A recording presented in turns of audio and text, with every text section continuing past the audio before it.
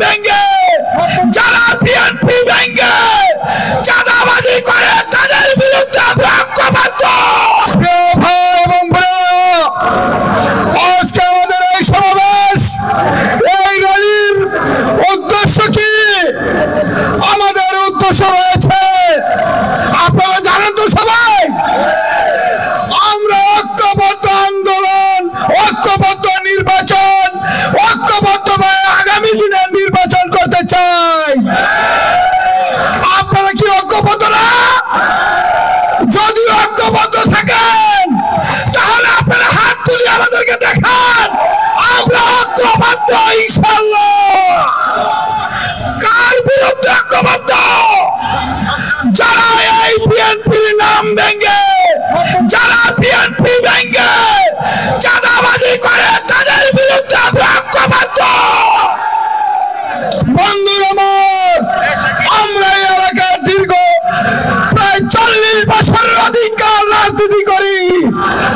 আমরা এখানে যারা আছি আমরাই রাজনীতি করেছি, আমরাই রাজনীতি করবো ইনশাআল্লাহ।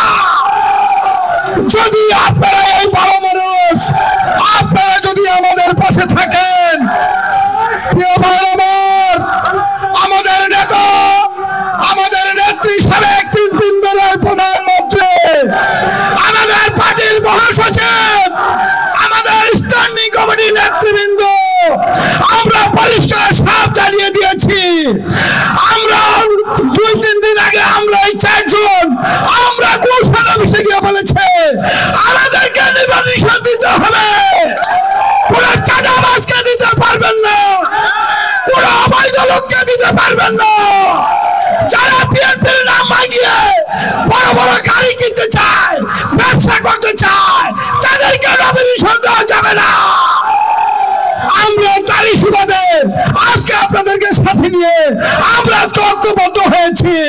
জানান দিতে চাই, এই এলাকার লোক 1991 সালে আমাদের সাবেক 3 বারের প্রধানমন্ত্রী দেশনেত্রী বেগম খালেদা জিয়াকে বিপুল ভোটের মাধ্যমে আমরা নির্বাচিত করেছিলাম। বন্ধুরা, তারই ধারাবাহিকতায় আজকে আমরা আবার ঐক্যবদ্ধ হয়েছি। আমাদের দানের সুযোগ মার্কের প্রতীক চলবে, এই 4 জন থেকে আমাদেরকে দিতে হবে ইনশাআল্লাহ। কারণ আমরা এই আন্দোলন সংগ্রাম করে আমরা এই দেশের স্বাধীনতা আমরা অর্জন করেছি যত 5ই আগস্টের পর। কিন্তু ওই বিএনপির নাম ভাঙিয়ে কার সারা, কার সম্বন্ধে, কে কার ভাই, ওইদেরকে আমরা রুখে দিতে চাই। যদি আপনারা আমাদের সাথে থাকেন, ভাইয়ের আমার, আমরা কিন্তু কোনো চাঁদাবাজি করি নাই।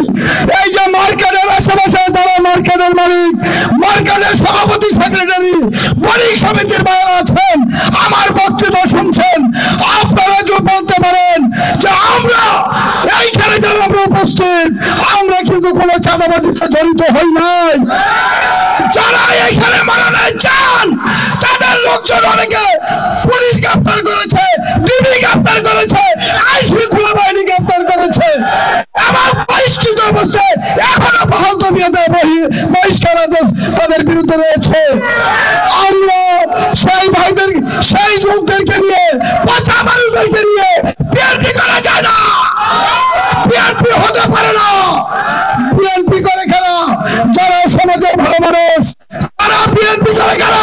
যাদের গ্রহণযোগ্যতা আছে, যারা এলাকার জনগণকে সাথে নিয়ে থাকতে চায়, তাদেরকে আপনি বানাবেন, তাদের সাথেই থাকবেন ইনশাআল্লাহ।